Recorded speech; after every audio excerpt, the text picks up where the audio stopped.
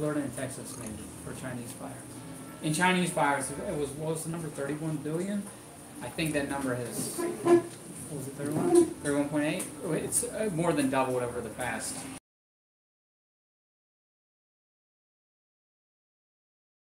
I'm sure you've already thought of this.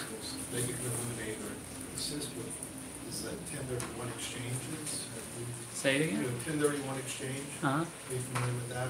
No. Like if I have a rental property somewhere and I want to sell it and buy another somewhere else, I have to pay capital gains on it. All right. Unless I set up through a neutral broker somewhere else. Oh, we hadn't thought of that. 1031 exchange, but it's a huge inefficiency. They have to bring the third party into it.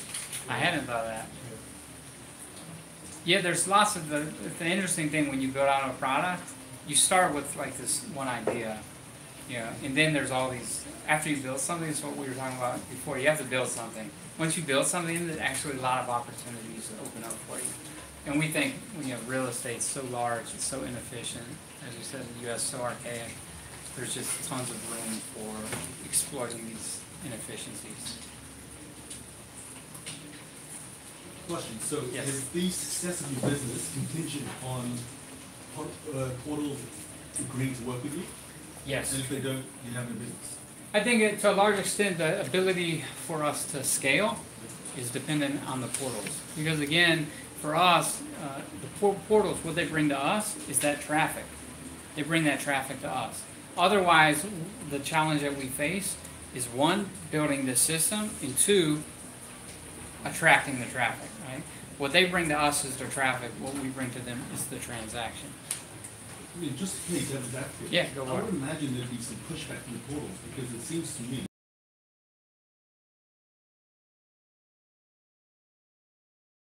buying the purchase token from the service providers and brokers, why would they want to give their traffic to you for you to monetize for yourself? Wouldn't you have to do some sort of revenue split? Yeah, absolutely. Oh yeah. So when we go to talk to portals, we've only had one portal who flat out said no. That was in Russia. And they said, this wouldn't work here. They said, it's the same everywhere in Russia, and we don't need, you know, to increase efficiencies or anything like that. But everywhere else we've been, we've never had a portal say no. All of them look at our idea and they say, this makes sense. This is something that we're interested in. But they also say, we have to talk about how we're going to split the revenue.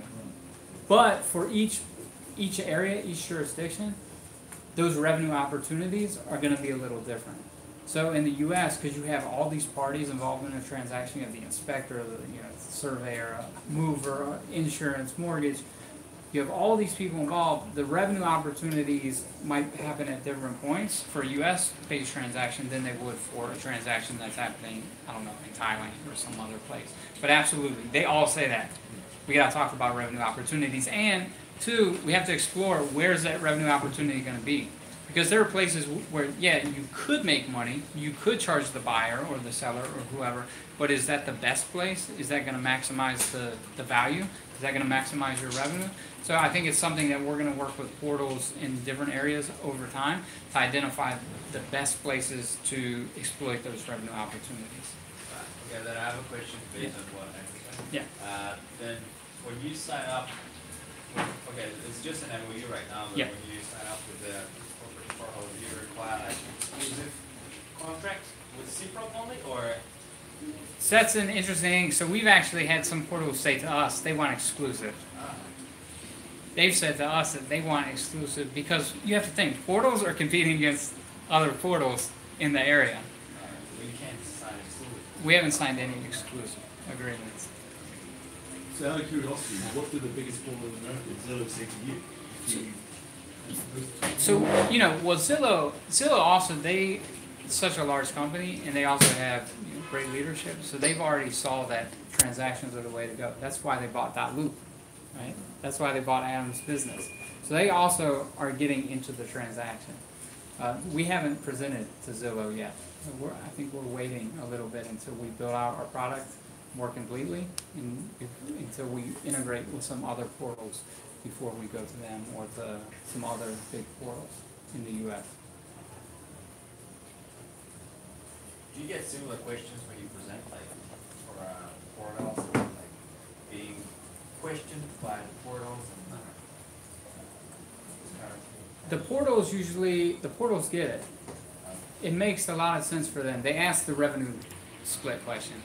Because they're also all thinking, like, the transaction is not the only way for portals to get more revenue. There's other ways. So there's data, there's lots of other ways that portals now are using their traffic to get more revenue. But getting into the transaction is one of the areas that they understand is a big opportunity for them. So they all ask about the revenue split. They all talk about exclusivity.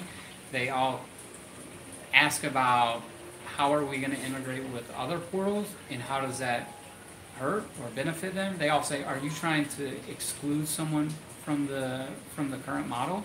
Because I think for them, they're also, whenever you have a business and you're making money, most people are a little hesitant to rock the boat. Because if you exclude somebody from the process, maybe you mess up your revenue stream, and that can be hard to recover from. So I think they're all sort of trying to understand how they're going to make this, maybe not pivot, but transition into getting into the transaction. And they need an entryway. Every business has limitations on resources, so they know they need to do it, but how are we going to do it? Do we set up a department in our company that's focused on the transaction? Or do we do it through third-party partnership? So we think this is an opportunity strategically. It's an opportunity for us to just go and partner with them. And so to answer Andrew's question, does the success of our business depend on these integrations? I would say that it's very important for us to be able to partner with the portals. So I saw a speech by Rich Barton of Zillow, and he was saying the thing about real estate is that it's a very localized industry. Yeah. So you look at Zillow, biggest real estate portal in America, they only do US residential. They don't touch US commercial.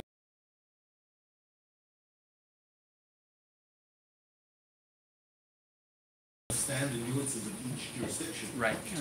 So for you, when you build this transaction management system, how much localization, how much knowledge of local rules do you need for each particular country? So it's a fantastic question. We need a lot because it's like all politics is local. Same thing. All real estate is local as well.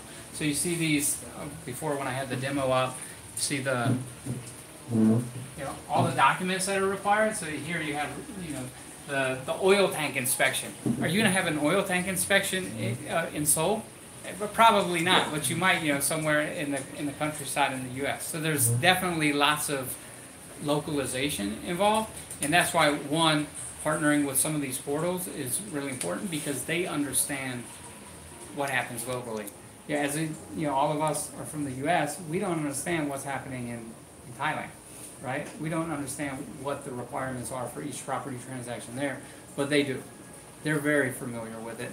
And when we sit down with them, we scope out the requirements, we understand a transaction from start to finish, and then we transfer that and integrate it into our system, and then you have something very powerful. So these partnerships are actually something very powerful. But yeah, to answer your question, lots of localization. But there's lots of value in that, because once you do it, then it's there. It's also a matter of limited resources. Like, do you have the resources to go global all at once? Probably not. So you have to pick and choose which markets you want to go to first. Right, so we're starting, we're fortunate enough that one of our first MOUs is in China, and their buyers are transacting, all over, but a lot in the U.S. And that was one of our first, second ideas for the system was, outbound coming to the U.S. And as we saw.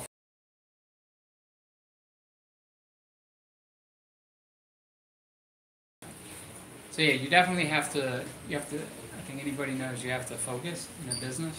If you get unfocused, you can waste a lot of time and money and maybe even fail. But I feel good at this point about where our starting point is and where our starting focus is. But we also want to, longer term, one of our tools for fighting off potential competitors is for us to have a presence around the world. So not only doing U.S. transactions, but also doing, let's say, transactions in Thailand or Vietnam or Spain, places like this. let's say I go to Cprop website and I see you mentioned a $5 million real estate in Bali. Yeah. I invest $100 there. It's tokenized and I invest $100. How does it actually benefit? So we don't do tokenized ownership. Okay. We don't do fractionalized ownership. So